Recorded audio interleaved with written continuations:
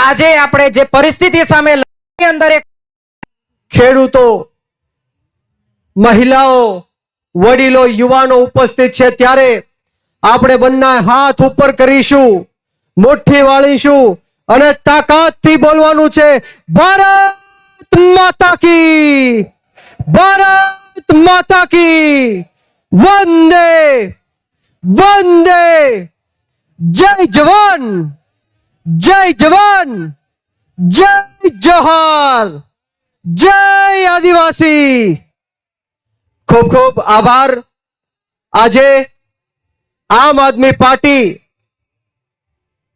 કિસાન પંચાયતમાં ઉપસ્થિત મંચ પર બિરાજમાન આમ આદમી પાર્ટી ગુજરાત પ્રદેશ સંગઠન મહામંત્રી એવા મનોજભાઈ સોરઠિયા સાહેબ માટે એકવાર જોરદાર તાળીઓ થઈ જાય મિત્રો।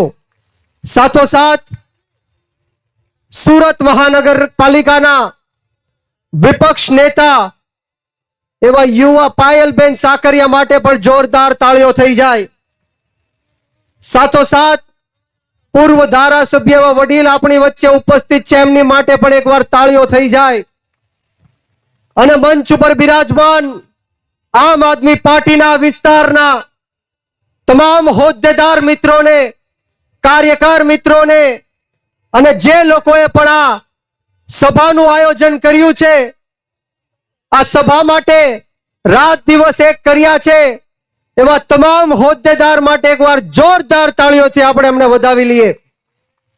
અને ખાસ કરીને મારી સામે ઉપસ્થિત જળ, જંગલ અને જમીનના રખેવાળ, બિરસા મુંડા દાદાના વંશજ, આદિવાસી સમાજના મારા વડીલો, મારી માતૃશક્તિ, ભાઈઓ, બહેનો, બાળકો અને ખાસ કરીને મારા સાવજો જેવા યુવાનો ઉપસ્થિત છે ત્યારે હું બ્રિજરાજ સોલંકી આ પરિવર્તનની લડાઈમાં, આ ખેડૂતોની લડાઈમાં આપ સૌનું ક્રાંતિકારી સ્વાગત કરું છું। આપનો ખૂબ ખૂબ આભાર વ્યક્ત કરું છું મિત્રો।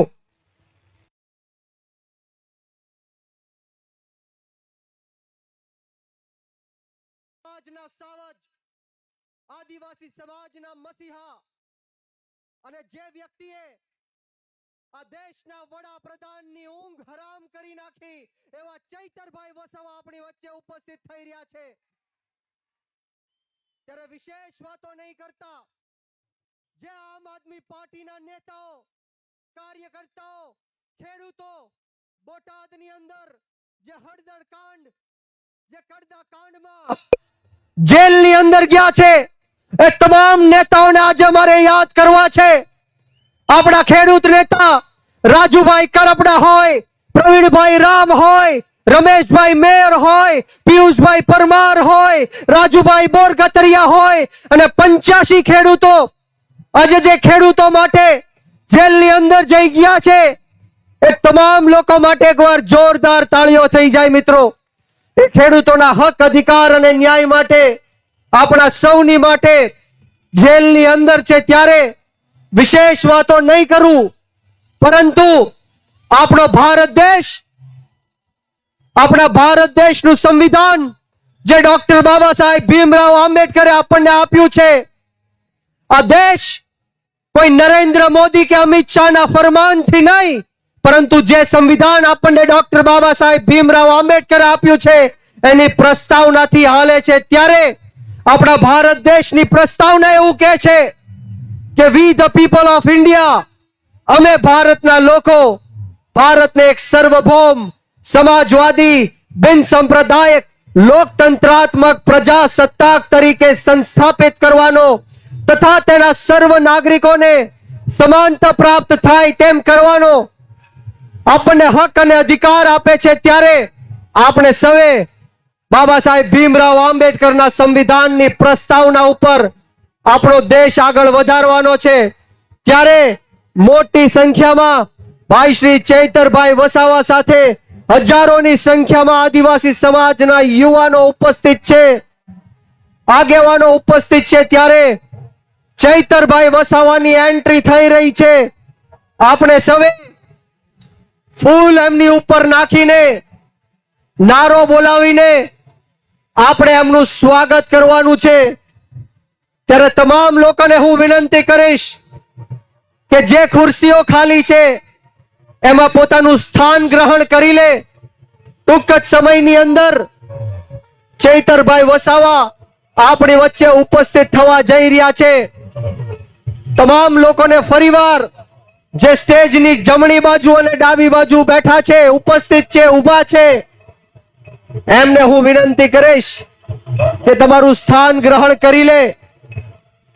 ટૂંક જ સમયની અંદર આપણી વચ્ચે ચૈતરભાઈ વસાવા ઉપસ્થિત થવા જઈ રહ્યા છે અને મંચ ઉપર તમામ જે આમ આદમી પાર્ટીના નેતાઓ ઉપસ્થિત છે, કાર્યકર્તાઓ ઉપસ્થિત છે, એમનું આ તકે સ્વાગત કરું છું.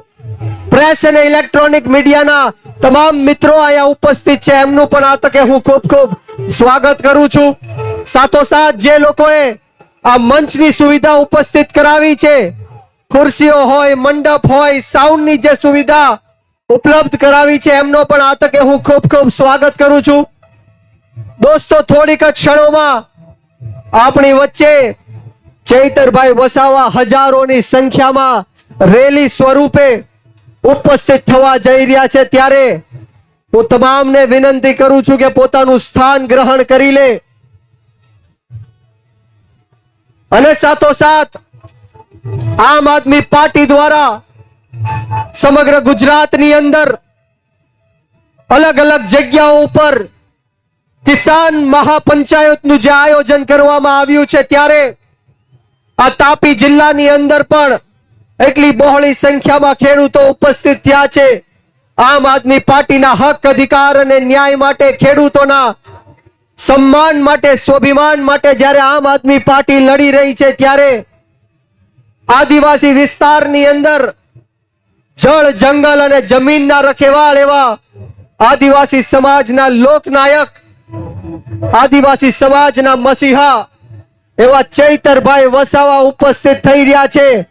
તો બે હાથ ઉપર કરી મોટી વાળી અને તાકાતથી બોલવાનું છે, ભારત માતા કી, ભારત માતા કી, વંદે વંદે, ઇન્કલાબ ઇન્કલાબ, જય જવાન, જય જવાન, જય જોહાર, જય આદિવાસી. ચૈતરભાઈ વસાવા આપણી વચ્ચે ઉપસ્થિત થવાના છે, ત્યારે હું તમામ આદિવાસી સમાજના લોકોને વિનંતી કરીશ કે એમનું આપણે ફૂલ ઉડાડીને સ્વાગત કરીશું. બંને હાથ ઉપર કરી મોટી વાળી અને તાકાતથી એમનો નારો બોલાવીશું, બોલો ભારત માતા.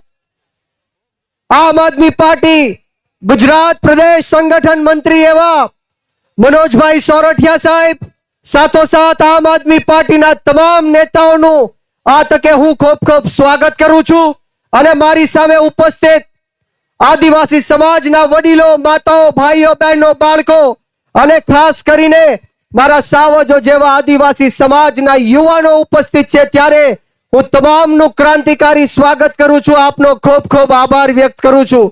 મિત્રો, આજની આ સભામાં હજારોની સંખ્યામાં જ્યારે આદિવાસી સમાજના લોકો ઉપસ્થિત છે, ત્યારે આપણે સૌએ પ્રતિજ્ઞા લેવાની છે, આપણે સૌએ સંકલ્પ કરવાનો છે કે આવનારા દિવસોમાં આપણા હક, અધિકાર અને ન્યાય માટે આમ આદમી પાર્ટીમાં જોડાઈને જે આદિવાસી સમાજ સાથે, ઓબીસી, એસસી, એસટી સમાજ સાથે આ ભ્રષ્ટાચારી ભારતીય જનતા પાર્ટીના લોકોએ અન્યાય અને અત્યાચાર કર્યો છે, એને જડબા તોડ જવાબ દેવાનો છે, ઈંટનો જવાબ પથ્થરથી દેવાનો છે. ત્યારે હું તમામ લોકોને વિનંતી કરીશ કે જે સ્ટેજની સામે ઉપસ્થિત છે, સ્ટેજની સામે ઉભેલા છે, એ પોતાનું ખુરશી ઉપર સ્થાન ગ્રહણ કરશે.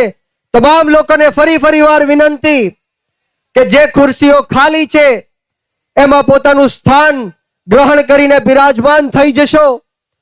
મિત્રો, આપણે વાત કરતા હતા કડદા કાંડની, જે કડદા કાંડને લઈને આમ આદમી પાર્ટીના અનેક નેતાઓ અત્યારે જેલની અંદર છે, ત્યારે એ નેતાઓને આપણે યાદ કરવા પડશે.